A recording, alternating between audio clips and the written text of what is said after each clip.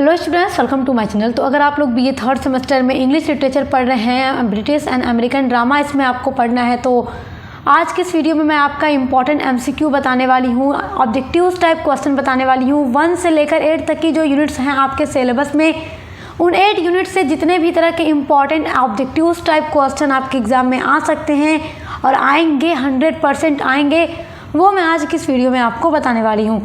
तो वीडियो बहुत हेल्पफुल होने वाला है आप सभी लोगों के लिए। आप लोग फिर चाहे किसी भी यूनिवर्सिटी से हों, आप सभी को ये पढ़ना है, क्योंकि NEP 2020 के अकॉर्डिंग हर यूनिवर्सिटी का सिलेबस सेम हो चुका है। तो इसलिए आप चाहे किसी भी यूनिवर्सिटी से हों, आप इस वीडियो को ज़रूर देखेंगे, क्योंकि यहाँ से 90% क्वेश्चन आपके एग्ज़ाम में आने वाले हैं। तो चलिए स्टार्ट करते हैं आज का ये वीडियो। आपका फर्स्ट इम्पॉर्टेंट क्वेश्चन है, who wrote the Trojan woman. Trojan woman को किसने लिखा? तो किसने लिखा है? सोफोक्लीज ने लिखा है, या यूरिपिडेस ने लिखा है, एरिस्टोफेंस ने लिखा है, या फिर एक्लीज ने लिखा है? तो द ट्रोजन वुमन को लिखा है यूरिपिडेस ने। तो ऑप्शन नंबर बी आपका राइट आंसर है। अच्छा देखिए, जो आपकी 8 यूनिट्स पूरी हैं वो मैं पढ़ा चुकी हूँ, और आपको इंग्लिश के साथ साथ अदर सभी सब्जेक्ट की भी ऑब्जेक्टिव्स टाइप वीडियोस हमारे चैनल पे मिलेंगी, तो आप विजिट करके ज़रूर देखिएगा। आपका अगला क्वेश्चन है, who wrote Antony and Cleopatra. तो एंटोनी एंड क्लियोपैट्रा को किसने लिखा है? तो किसने लिखा है? शेक्सपियर ने लिखा है, T.S. इलियट ने लिखा है, जॉन मेसाफील्ड ने लिखा है, या फिर मार्लो ने लिखा है? तो विलियम शेक्सपियर ने लिखा है। तो ऑप्शन नंबर ए आपका राइट आंसर है। आपका नेक्स्ट क्वेश्चन है, हु वॉज जॉन गाल्सवर्थी।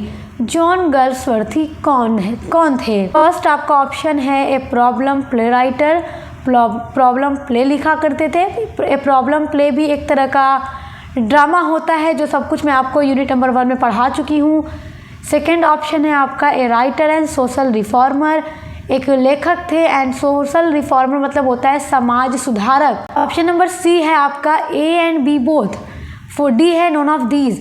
तो देखिए, जो जॉन गाल्सवर्थी थे वो एक प्रॉब्लम प्ले राइटर थे, उसके साथ साथ राइटर भी थे और सोशल रिफॉर्मर भी थे।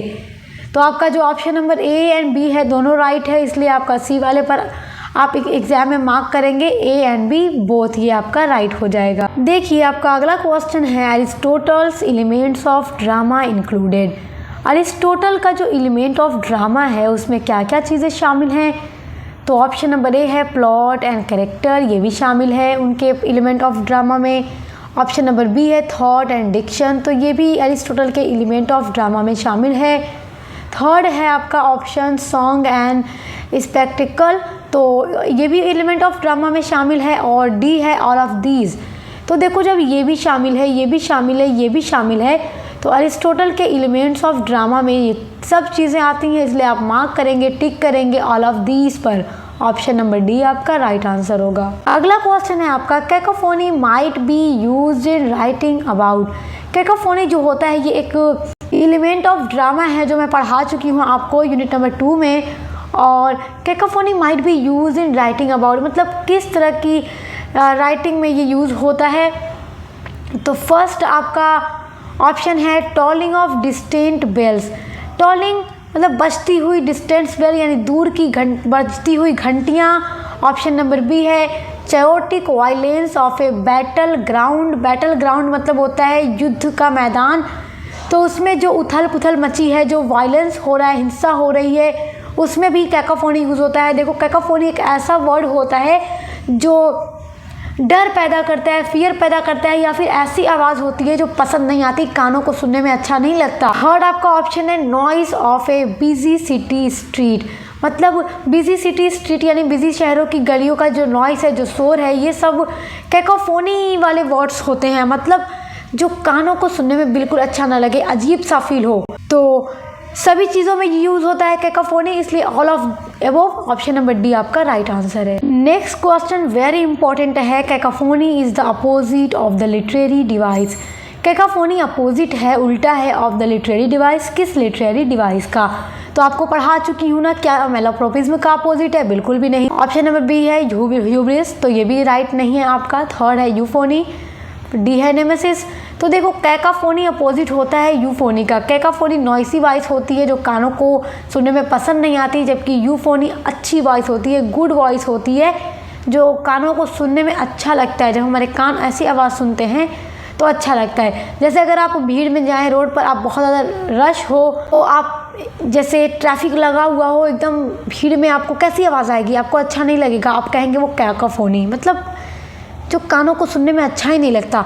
और कोई आपके सामने खूब अच्छी सी लोरी गा रहा है, सॉन्ग है, या फिर कोई ये पोएम पढ़ रहा है, ट्विंकल ट्विंकल लिटिल स्टार, तो आपको ये सुनने में अच्छा लगेगा, तो ये यूफोनी होता है। ऑप्शन नंबर सी आपका राइट है। अगला क्वेश्चन है the language through which the story is presented, the choice of words and linguistic in terms as. देखो, the language through which the story is presented, वो लैंग्वेज जिसके थ्रू स्टोरी प्रेजेंट की जाती है और वर्ड्स को चूज़ किया जाता है, तो आपको तो पता ही है कि वो डिक्शन होता है, क्योंकि डिक्शन में ही राइटर चूज़ करता है वर्ड्स को कि वो किन वर्ड्स का यूज़ करके अपने वर्क को लिखने वाला है। तो ऑप्शन नंबर बी डिक्शन आपका राइट आंसर है। आपका नेक्स्ट इंपॉर्टेंट क्वेश्चन है how many constituents are there in a tragedy. Tragedy में कितने कॉन्स्टिट्यूएंट्स यानी घटक होते हैं या एलिमेंट होते हैं? तो देखो 6 एलिमेंट्स होते हैं, ये तो आपको पता ही है, तो ऑप्शन नंबर बी आपका राइट आंसर है। अगला क्वेश्चन है आपका व्हाट इज़ हमार्शिया। देखो हमार्शिया आपको पता ही है, एरर इन जजमेंट, ये लिटरेचर में बहुत बार यूज़ किया गया है अलग अलग राइटर्स के थ्रू, तो ऑप्शन नंबर सी आपका राइट है, एरर इन जजमेंट, जजमेंट में एरर या गलतियाँ। अगला आपका इंपॉर्टेंट क्वेश्चन है which of the following is called the soul of drama. Which of the following, इनमें से 4 ऑप्शंस में से कौन सा कहा जाता है सोल ऑफ ड्रामा, ड्रामा की आत्मा। सोल मतलब आत्मा होता है, तो ऑप्शन नंबर ए है थॉट, बी है डिक्शन, सी है कैरेक्टर, डी है प्लॉट। तो प्लॉट को सोल ऑफ ड्रामा कहा जाता है, क्योंकि सबसे पहली चीज़ तो प्लॉट ही होती है कि पूरे ड्रामा का प्लॉट क्या होगा, और ये सब कुछ मैं आपको पहले ही पढ़ा चुकी हूँ। अगर यहाँ पे समझ नहीं आ रहा है कि प्लॉट क्या है, एलिमेंट्स क्या हैं, अदरवाइज़ जितनी भी चीज़ें हैं आपको समझ नहीं आ रही हैं, तो आप 1 से लेकर 8 तक की ज़रूर देखिए, आपको पूरी चीज़ें समझ में आ जाएंगी कि कैसे क्वेश्चन आएगा, कैसे आपको आंसर लिखना है, कैसा सब कुछ आपको अच्छे से समझ में आ जाएगा। और ये सब चीज़ें हैं क्या, जब तक आप जानेंगे नहीं तब तक आप कैसे टिक कर पाएंगे 4 ऑप्शन को पढ़ के। सब कुछ जानना बहुत इम्पोर्टेंट है। तो सोल ऑफ ड्रामा प्लॉट होता है, option number D right answer है। अगला वेरी इंपॉर्टेंट क्वेश्चन है the type of drama that mingles the tragic and comedy elements together is called. The type of drama, drama का वो type, वो प्रकार that mingles the tragic and comedy element, जिसमें tragic और comedy दोनों elements together मतलब एक साथ देखने को मिलते हैं, उसको कहा जाता है। एक ऐसा ड्रामा जिसमें आपको ट्रेजिक एलिमेंट भी मिलेंगे, कॉमेडियन एलिमेंट भी मिलेंगे, जिसमें दुखद भी हो मतलब ट्रेजी भी हो, कॉमेडी भी हो, तो वो बन जाता है आपका ट्रेजिक कॉमेडी। मतलब एक ऐसा ड्रामा जिसमें आपको सैड इवेंट्स के साथ साथ हैप्पी इवेंट्स भी देखने को मिलते हैं, तो इस तरह के ड्रामा को ट्रेजिक कॉमेडी कहा जाता है। ऑप्शन नंबर बी राइट है आपका। अगला इंपॉर्टेंट क्वेश्चन है who is called the Pioneer of the drama of ideas. Very very important question है, हु इज कॉल्ड, कौन कहे जाते हैं Pioneer of the drama of ideas. Pioneer मतलब होता है शुरू करने वाला या आगे चलने वाला, चलाने वाला।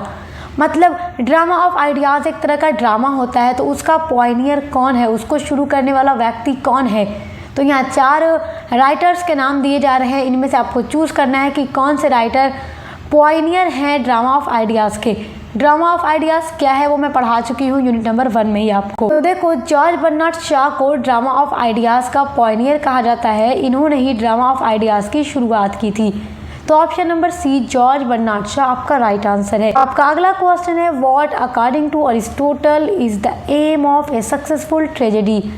What according to Aristotle, Aristotle के अकॉर्डिंग यानी अनुसार is the aim of a successful tragedy. Aim क्या है, उद्देश्य क्या है एक सक्सेसफुल ट्रेजेडी का, एक सफल ट्रेजेडी का, तो उसका एम होता है कैथारसिस। तो ऑप्शन नंबर सी आपका राइट आंसर है। आपका अगला क्वेश्चन है this is the written text of a play. Text of a play जो लिखा जाता है वो क्या होता है, वो स्क्रिप्ट होती है। ऑप्शन नंबर ए आपका राइट आंसर है। अगला देखिए क्वेश्चन बहुत इंपॉर्टेंट है, ये she stoops to conquer play से लिया जा रहा है question. What is the place of act first scene first the play she stoops to conquer. तो what is the place, place क्या है, स्थान क्या है। जो शी स्टूप्स टू कंकर का एक्ट फर्स्ट है और उसकी सीन फर्स्ट जो दिखाई गई है, तो उसमें कौन सी जगह है, कौन सी जगह की सीन दिखाई गई है। तो वो सीन है मिस्टर हार्डकास्टल्स हाउस, उनके घर की सीन है, मिस्टर हार्डकास्टल के घर की सीन दिखाई गई है।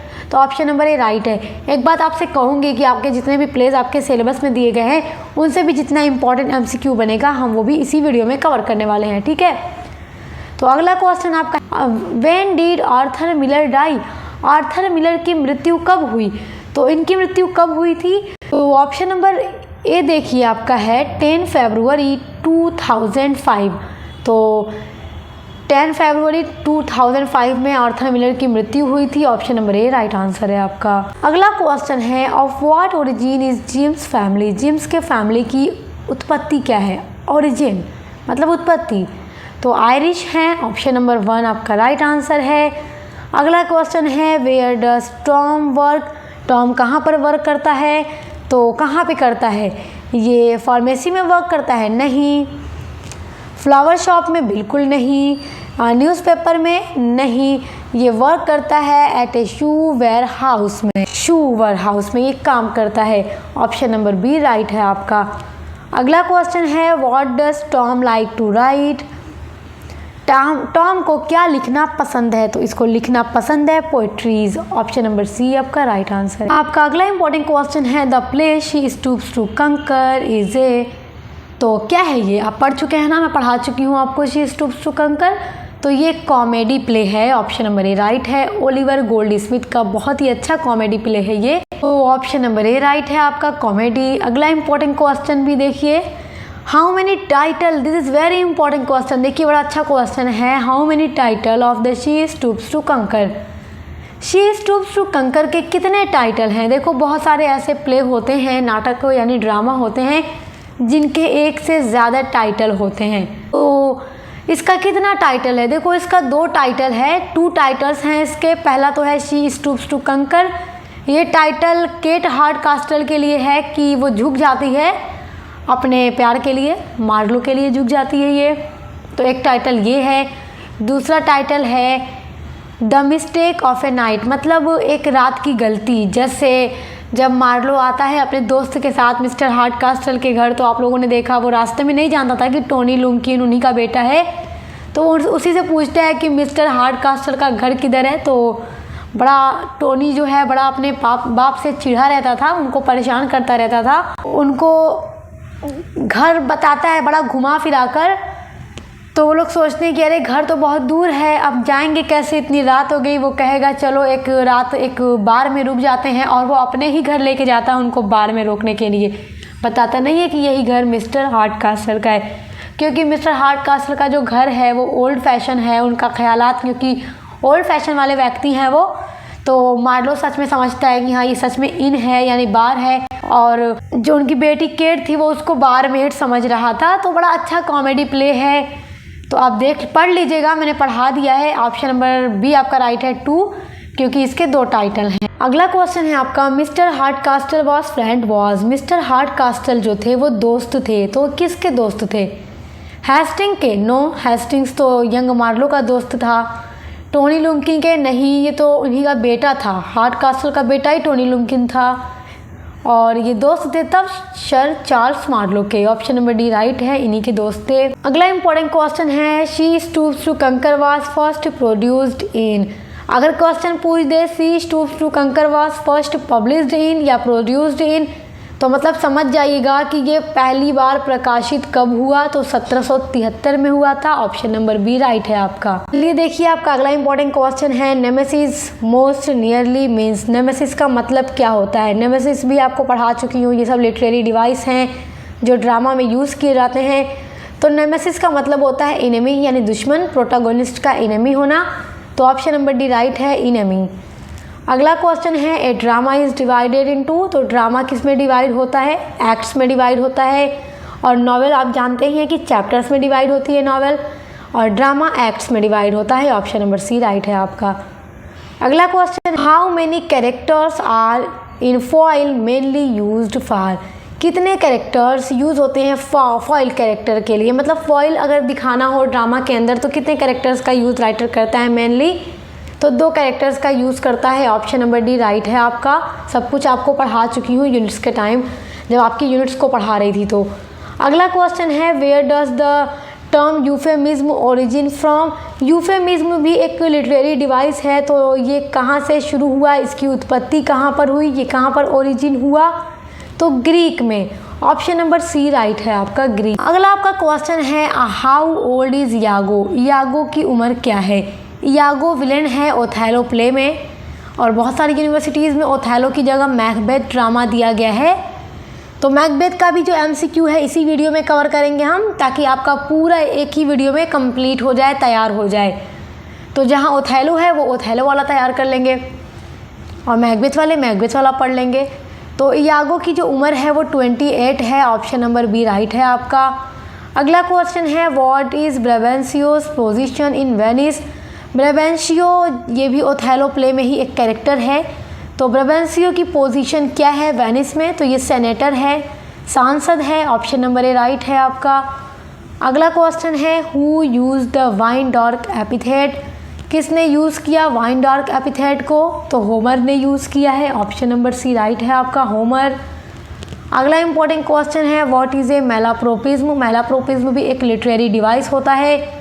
तो मेलाप्रोपिज्म भी पढ़ा चुकी हूँ आपको। क्या होता है ये आपको तो पता है ना, वर्ड यूज़ इनकरेक्टली, मतलब वर्ड यूज़ होता है, प्रोनाउंसिएशन जो है वो सेम ही होता है।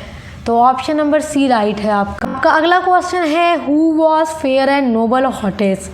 फेयर एंड नोबल हॉटेस कौन थी, तो कौन थी, लेडी मैकबेथ थी। मैकबेथ प्ले है जो विलियम शेक्सपियर का, उसमें मैकबेथ की वाइफ थी लेडी मैकबेथ, तो यही थी। ऑप्शन नंबर ए राइट है आपका। अगला इंपॉर्टेंट क्वेश्चन है who was friend of Hastings. Hastings का फ्रेंड कौन था, तो यंग मार्लो था। ये शी स्टूप्स टू कंकर से क्वेश्चन बना है आपका, यंग मार्लो का ही दोस्त था हेस्टिंग्स। तो ऑप्शन नंबर सी राइट है आपका। अगला क्वेश्चन है what is the most common effect of A मेलाप्रोपिज्म। What is the most common effect, बहुत ही कॉमन सा इफेक्ट क्या पड़ता है किसी भी प्ले में जब पढ़ते हैं आप मेलाप्रोपिज्म का, तो मेलाप्रोपिज्म का जो इफेक्ट पड़ता है रीडर्स के ऊपर वो कॉमेडी होती है। ऑप्शन नंबर बी राइट है, क्योंकि ये इनकरेक्ट वर्ड यूज़ होते हैं ना, तो इसलिए कॉमेडी क्रिएट हो जाती है। तो ऑप्शन नंबर बी राइट है आपका। अगला आपका इंपॉर्टेंट क्वेश्चन है when is a cacophony not used. Cacophony कब यूज़ नहीं होती है, तो देखो एस्से में यूज़ नहीं होती है, तो option number B in essays. Option number B right answer है आपका। नेक्स्ट आपका इंपॉर्टेंट क्वेश्चन देखेंगे। ये सारे क्वेश्चन आपके बन रहे हैं आर्म्स एंड द मैन से, जो आपका बहुत ही अच्छा रोमांटिक प्ले है आपके सिलेबस में, जॉर्ज बर्नार्ड शॉ का प्ले है। तो वहाँ से ये सारे आपके इंपॉर्टेंट क्वेश्चन हैं। Raina's father holds what rank in the Bulgarian army. Raina's father जो थे मेजर पेटकॉफ, उनकी रैंक क्या है बुल्गारिया की आर्मी में, तो ये मेजर हैं, major Petkoff. Option number A right है आपका। अगला इंपॉर्टेंट क्वेश्चन है from where does Bluntschli hail. Bluntschli कहाँ से आए थे, तो ये स्विट्ज़रलैंड से आए थे, स्विस सोल्जर थे। ऑप्शन नंबर डी राइट है। और देखिए रैना की शादी भी इन्हीं से होती है, ये स्विस सोल्जर थे, स्विट्ज़रलैंड से आए थे। ऑप्शन नंबर डी राइट है आपका। अगला इंपॉर्टेंट क्वेश्चन है whose pictures does Raina keep in her room at the start of the play. Whose pictures, किसकी पिक्चर को रैना रखती थी अपने कमरे में at the start of the play, play के स्टार्ट में, नाटक के स्टार्ट में। नाटक के स्टार्ट में आप लोगों ने देखा था रैना की एंगेजमेंट हुई थी सर्जियस के साथ, और रैना सर्जियस से बहुत प्यार करती थी, इसलिए रैना अपने बेडरूम में सर्जियस की फ़ोटो को रखती है। तो किसकी पिक्चर थी वो जिसको रैना ने रखा था अपने बेडरूम में, Sergius pictures. Option number A right है, सर्जियस की फ़ोटो थी। अगला इंपॉर्टेंट क्वेश्चन है what do Raina and Catherine lend blankly. Raina और कैथरीन, कैथरीन रैना की मदर है, तो ये दोनों माँ बेटी क्या करती हैं ब्लंकली को भेजने के लिए, क्योंकि ये इनके कंट्री में आ गए थे और अब इन्हें जाना था, तो ये किस तरह से जाते हैं बच करके, एक कोट, मतलब रैना की माँ क्या करती है कैथरीन, मेजर पेटकॉफ का कोट लेकर आती है, इनसे कहती है ब्लंकली से आप यही पहनकर यहाँ से चले जाएंगे आसानी से, आपको कोई पहचानेगा नहीं, मतलब समझेंगे कि मेजर जी हैं, मेजर पेटकॉफ जी हैं। तो ये चले जाते हैं अच्छे से बच करके। तो एक कोड के थ्रू ये लोग भेजती हैं उनको यहाँ से वापस। तो ऑप्शन नंबर ए राइट है। आप लोगों ने फिर एंड में देखा भी है कि कैप्टन ब्लंकली उस कोड को रिटर्न करने के लिए रैना के घर भी आते हैं और बहुत कुछ चीज़ें जो हैं इनके थ्रू डेवलप होती हैं आगे ड्रामा के अंदर। आप लोग पढ़ चुके हैं, आप लोगों को याद है, बहुत अच्छा ड्रामा है। अगला क्वेश्चन देखिए, बहुत इंपॉर्टेंट है। To whom does Louka get engaged? Louka की एंगेजमेंट किसके साथ होती है? लाउका की मंगनी किसके साथ होती है? तो सर्जियस के साथ होती है। अब आप सोच रहे हैं अरे सर्जियस के साथ कैसे हो गई, ये तो रैना का मंगेतर था। जी बिल्कुल था, प्ले के एंड में नहीं था, प्ले के स्टार्ट में था। प्ले के एंड में ये सर्जियस जो है रैना को धोखा देता है और रैना की ही नौकरानी लाउका से शादी कर लेता है तो ये नौकरानी मगर है रैना से ज़्यादा खूबसूरत। तो ये बस खूबसूरती के मारे रैना को छोड़ करके एक नौकरानी से शादी कर लेता है और इस तरह से लाउका का भी सपना अमीर आदमी से शादी करने का पूरा हो जाता है, क्योंकि सर्जियस अमीर आदमी है, ये भी आर्मी में रहता है। और रैना की शादी कैप्टन ब्लंकली से होती है जो काफ़ी अच्छे इंसान थे और रैना उन्हीं से प्यार करने लगती है। तो एंड में लाउका सर्जियस की शादी होती है, रैना ब्लंकली की शादी होती है। तो बहुत अच्छा प्ले है। चलिए अगला क्वेश्चन देखेंगे। How many acts are there in Macbeth? Macbeth में कितने एक्ट्स हैं? विलियम शेक्सपियर का प्ले मैकबेथ जो है उसमें 5 एक्ट्स हैं। ऑप्शन नंबर बी राइट है आपका। अगला क्वेश्चन है to be thus is nothing, who said this? To be thus is nothing ये कौन बोलता है मैकबेथ प्ले में? तो मैकबेथ बोलता है। ऑप्शन नंबर सी राइट है आपका। अगला है who was Sir Charles Marlow? Sir Charles Marlow कौन थे? तो ये ए रिच मैन, एक अमीर व्यक्ति थे, और एक ग्रेट मैन और एक बहुत महान व्यक्ति थे। तो option number A and B दोनों राइट है, इसलिए सी वाले पर टिक कर दीजिएगा एग्जाम में, ऑप्शन ए एंड बी दोनों। अगला इंपॉर्टेंट क्वेश्चन है readers can find a clue? Reader पाता है एक clue to a poem's theme in its. Reader कैसे क्लू पाता है पोएम की थीम में? तो वो क्या है जिसे पोएम पढ़ करके मतलब रीडर को क्लू मिलता है? उसके टाइटल से क्लू मिलता है। पोएम पढ़ने से पहले आप टाइटल पढ़ के कुछ अंदाज़ा लगा लेते हैं ना। तो ऑप्शन नंबर बी राइट है, टाइटल। अगला है a person who writes a drama is called. A person एक व्यक्ति, हु राइट्स जो लिखता है, ए ड्रामा को इज कॉल्ड उसको क्या कहा जाता है? Play right, author, play right. आप देखें प्ले राइट इसका भी प्रोनाउंसिएशन है प्ले राइट, ऑथर। अब आप कंफ्यूज हो जाएंगे, यहाँ से बड़ा ध्यान रखिएगा। प्ले फिर डब्लू लिखा हुआ है, फिर राइट लिखा हुआ है, प्ले राइट। ये वाला प्ले राइट आंसर होगा आपका। इसका मतलब होता है नाटककार या फिर ड्रामाटिस्ट। तो ड्रामाटिस्ट ऑप्शन में दे दे फिर तो आपके लिए बहुत अच्छा है, आप ड्रामाटिस्ट पर टिक कर देंगे। लेकिन अगर प्ले राइट दे दे, 3 तरीके से देखिए स्पेलिंग दी गई है, मगर आंसर आपका जो राइट होगा वो ये वाला होगा, ऑप्शन नंबर ए वाला। एकदम याद रखिएगा, क्वेश्चन इंपॉर्टेंट है। अगला इंपॉर्टेंट क्वेश्चन है ह्यूब्रिस मोस्ट नियरली मीन्स। तो इसका मतलब क्या है? ओवर कॉन्फिडेंस है ह्यूब्रिस मतलब। ऑप्शन नंबर ए राइट है आपका। अगला क्वेश्चन है नेमेसिस मोस्ट नियरली मीन्स। तो नेमेसिस मतलब एनिमी होता है, ऑप्शन नंबर डी राइट है आपका। अगला आपका इंपॉर्टेंट क्वेश्चन है what is an epithet? Epithet क्या है? एपिथेट भी पढ़ा चुकी हूँ, एक लिटरेरी डिवाइस होता है। तो ये होता है एन एडजेक्टिव और डिस्क्रिप्टिव फ्रेज, मतलब ये नया फ्रेज होता है एपिथेट जो होता है। तो ऑप्शन नंबर ए आपका राइट आंसर है। अगला क्वेश्चन है who used wine dark epithet? तो ये यूज़ किया था होमर ने, ऑप्शन नंबर बी राइट है आपका। अगला है where does the term euphemism origin from? तो यूफेमिज्म की उत्पत्ति कहाँ से हुई थी? तो ग्रीक से हुई थी, ऑप्शन नंबर सी राइट है आपका। अगला इंपॉर्टेंट क्वेश्चन है why foil is so important? Foil क्यों इम्पॉर्टेंट है? बहुत इंपॉर्टेंट है फॉइल, तो क्यों इम्पॉर्टेंट है प्ले में ये? ऑप्शन नंबर ए है create suspense, option number B है sets the mood of the story, C है आपका does not make story boring, D है आपका क्रिएट इल्यूजन। तो फॉइल इम्पॉर्टेंट है because does not make story boring, option number C right है। Story boring ना हो इसलिए ये ज़रूरी होता है। अगला है when can hyperbole not be used? When can hyperbole not be used, ये कब यूज़ नहीं कर सकते? तो ये साइंटिफिक राइटिंग में यूज़ नहीं होता, तो ऑप्शन नंबर डी राइट है इन साइंटिफिक राइटिंग। अगला क्वेश्चन है a hint or clue in a story that suggest some action is to follow to create interest or suspense is called. Very very important question.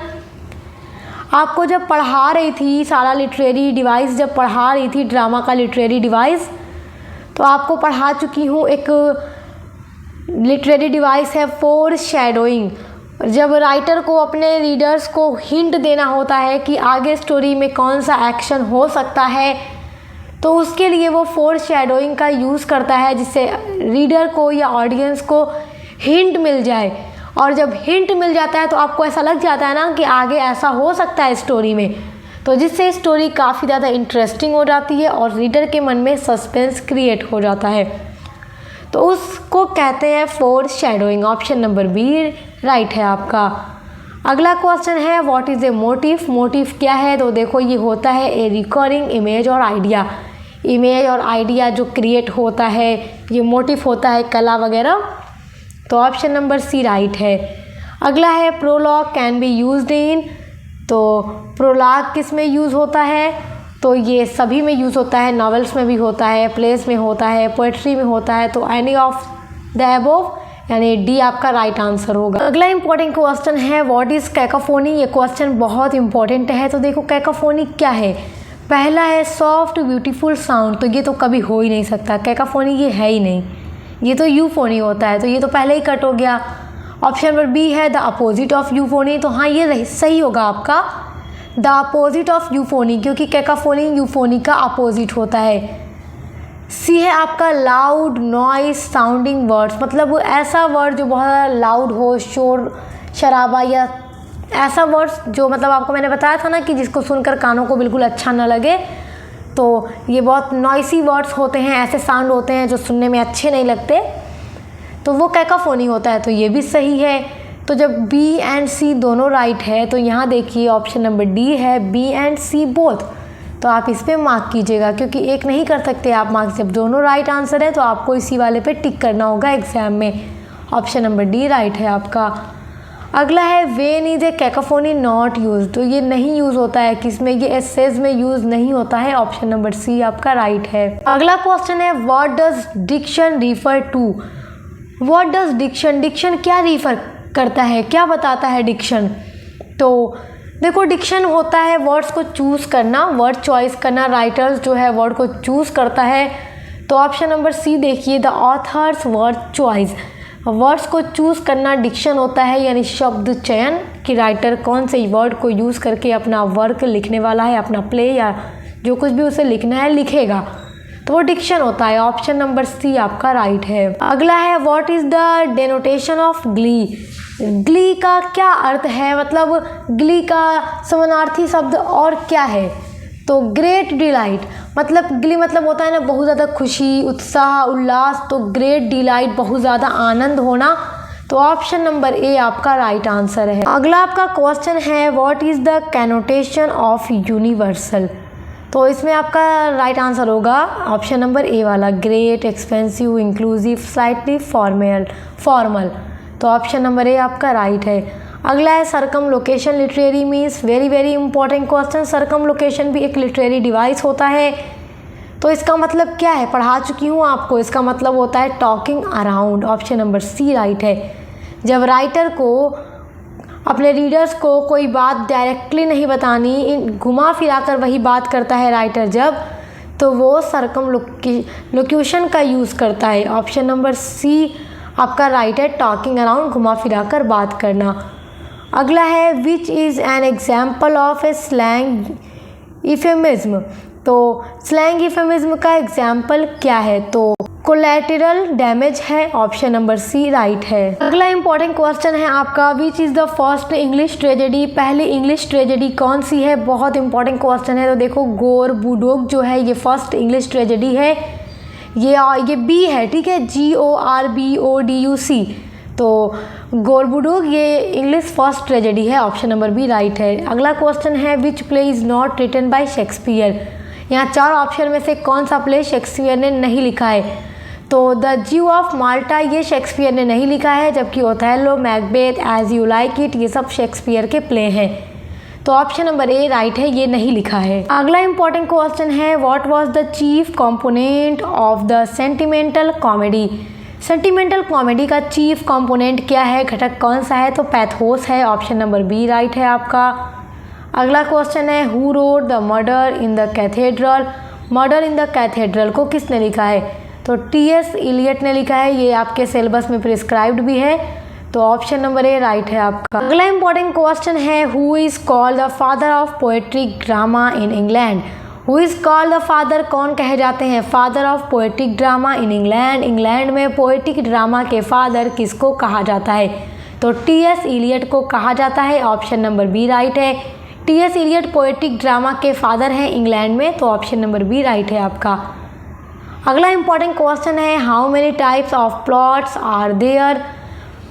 How many types of plots, plots के कितने type हैं यहाँ पर, तो देखो ये complex भी होता है, सिंपल भी होता है, तो दोनों ही टाइप है। तो option number C, A and B दोनों राइट है, बोथ। कॉम्प्लेक्स भी राइट है, सिंपल भी राइट है, तो दोनों पे तो टिक करेंगे नहीं एग्जाम में, एक ही पे तो करेंगे, तो सी वाले पे कर दो सिंपल, ए और बी बोथ। आपका नेक्स्ट इंपॉर्टेंट क्वेश्चन है, what is usually a short speech given by A narrator character. What is usually a short speech, वो शॉर्ट स्पीच कौन सी है जो दी जाती है, गिवन बाई दी जाती है ए नरेटर कैरेक्टर। उस कैरेक्टर के द्वारा जो किसी बात को नरेट कर रहा है, कोई भाषण दे रहा है, कोई नाटक सुना रहा है, तो उसके द्वारा ही एक स्पीच दी जाती है। एड्रेसिंग द ऑडियंस, एड्रेसिंग मतलब संबोधित करते हुए, ऑडियंस मतलब दर्शकों को, डायरेक्टली यानी सीधे तौर पर। At the end of play, नाटक के अंत में। तो नाटक के अंत में जो नरेटर होता है वो अपने ऑडियंस को एड्रेसिंग यानी अपनी तरफ संबोधित करते हुए जो एक छोटी सी स्पीच देता है उसको एपीलॉग कहते हैं। ऑप्शन नंबर ए राइट है। प्ले के स्टार्ट में प्रोलॉग होता है जो प्रस्तावना होती है, हिंदी में कहा जाता है। एपीलॉग मतलब होता है कॉन्क्लूजन या फिर उपसंहार, तो ऑप्शन नंबर बी राइट है आपका, एपीलॉग। आपका अगला इंपॉर्टेंट क्वेश्चन है, a mistaken use of an incorrect word in place of a word which a similar sound. एक वर्ड यूज होता है गलती से, इनकरेक्ट वर्ड होता है, in place of a word, एक वर्ड के स्थान पर, विद ए सिमिलर साउंड, मतलब कि आपने बहुत सारे ऐसे वर्ड देखे हैं जो सिमिलर साउंड रखते हैं मगर उसकी स्पेलिंग अलग होती है, मतलब अलग होता है। जैसे आप देखेंगे 8, खालिया वाला 8 होता है ATE8, और 8 वाला यानी संख्या वाला 8 वाला जो डिजिट वाला 8 होता है EIGHT8। तो आप देखें प्रोनाउंसिएशन सेम है मगर स्पेलिंग और मीनिंग अलग है। तो मतलब एक जहाँ पर राइट वर्ड को यूज़ करना है उसकी जगह पर सिमिलर वर्ड का ही दूसरा वर्ड, मतलब सिमिलर साउंड का दूसरा वर्ड यूज़ हो जाता है, तो उस मिस्टेक को क्या कहते हैं, resulting in a nonsensical sometimes humorous utterance in term as. तो मतलब जब इस तरह का यूज़ लिटरेचर में यूज़ हो जाता है तो ह्यूमर्स क्रिएट होता है ना, हंसी मजाक थोड़ा कॉमेडी क्रिएट हो जाती है, तो वो वर्ड कौन सा है, तो वो वर्ड होता है मैलाप्रोपिज्म। ऑप्शन नंबर ए आपका राइट है। अगला क्वेश्चन है, कैकाफोनी इज़ आल्सो नोन एज। देखो कैकाफोनी का एक दूसरा नाम भी है, उसके नाम से भी जाना जाता है, वो नाम है डिसोनेंस, तो ऑप्शन नंबर सी राइट है आपका।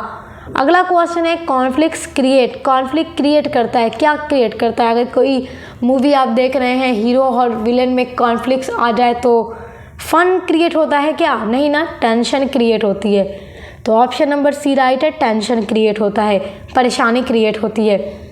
तो आज की इस वीडियो में जितने भी MCQ हमने देखे हैं इन सभी को तैयार कर लीजिएगा, वेरी वेरी इंपॉर्टेंट हैं। इसके अलावा आपको एक और वीडियो प्रोवाइड कराऊंगी जिसमें मैं ज़्यादा से ज़्यादा क्वेश्चंस आपके ड्रामा से लेकर आऊँगी ताकि आप ड्रामा को भी बहुत अच्छे से तैयार कर लें। वैसे तो देखिए इस वीडियो में मैंने आपके सिलेबस में दिए गए जितने भी ड्रामाज हैं उनसे बहुत सारे क्वेश्चंस इसमें रखे हैं जो इम्पॉर्टेंट है। उसके अलावा एक वीडियो ऐसी बनाऊँगी आपके लिए जिसमें all my son, the price या फिर murder in the cathedral, a streetcar name desire, ये सारा जो प्ले आपके सिलेबस में दिया गया है उससे इंपॉर्टेंट क्वेश्चन देखेंगे। आर्म्स एंड द मैन, ये सारा जो है इसे ज़्यादा से ज़्यादा MCQ हम देख लेंगे, जो आप तैयार कर लेंगे तो समझ लीजिए कि इन 2 वीडियोस के थ्रू आपकी पूरी तैयारी हो जाएगी एग्जाम की। तो ऐसी वीडियोस के लिए आप हमारे चैनल को अभी सब्सक्राइब कर लें क्योंकि BA के 3 सालों तक आपको अपने चैनल सक्सेस मास्टर पॉइंट पर सब कुछ बिल्कुल फ्री में पढ़ने के लिए मिलता रहेगा। एग्जाम की तैयारी अच्छे से करते रहिए। Best of luck.